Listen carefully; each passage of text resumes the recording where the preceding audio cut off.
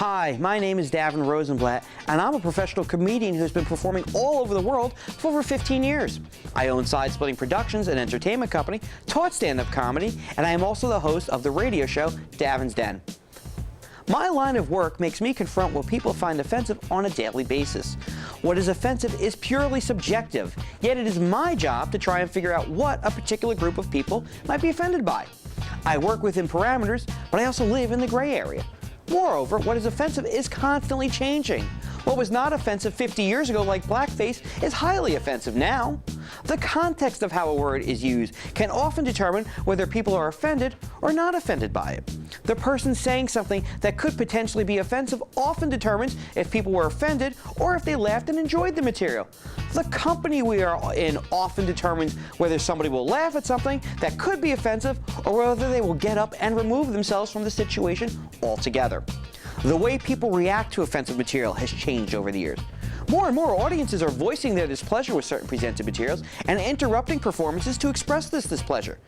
I've developed a multimedia interactive presentation that is both fun and informative. The goal is not to tell people what is offensive. Instead, I help people figure out for themselves why they are offended by something and see why other people may not be offended by the same material.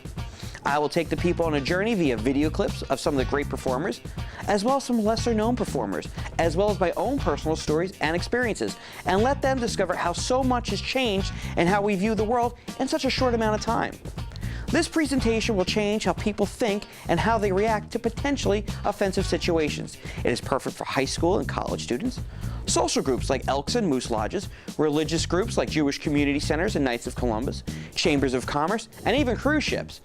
If you're looking for a presentation to change how you look at the rapidly changing world around you, then this is the presentation you need.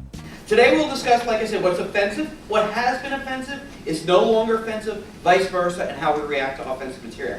But first, if you're offended by salty language and politically incorrect subject matter, I politely urge you to get the fuck out. Because that is part of the subject matter. That's what we're going to be discussing today.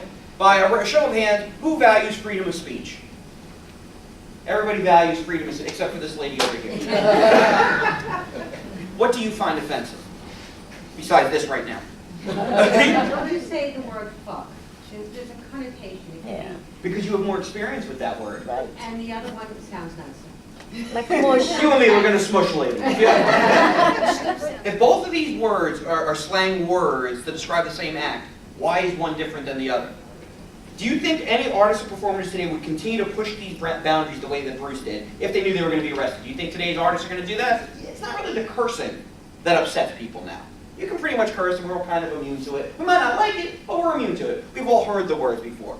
It's now when you pick on a group, that's really, whether it be homosexuals or African Americans or whatever, or Jews, whoever it is, that seems to be where people want to get pissed off now. But for a lot of people, if they just hear the word Holocaust, or nigga, or chink, or whatever word it is, forget about what the joke is.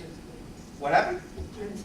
Exactly. They've already turned off their ears listening to the rest of the performance, and they are already pissed off because they heard it. So it doesn't matter what it is. Because they were laughing when I was making fun of the Mexicans. And they were laughing when I was making fun of the French. But because I made fun of somebody with diabetes or Jewish, they were pissed off about that. You can't do that. You can't pick and choose. The Mexicans never complain. God bless them. They don't want to be deported. But I would guess that a good large portion of you, as young people at that time, would not be offended by it the way you are now. Because you've evolved. And society's evolved. And what we find offensive evolved.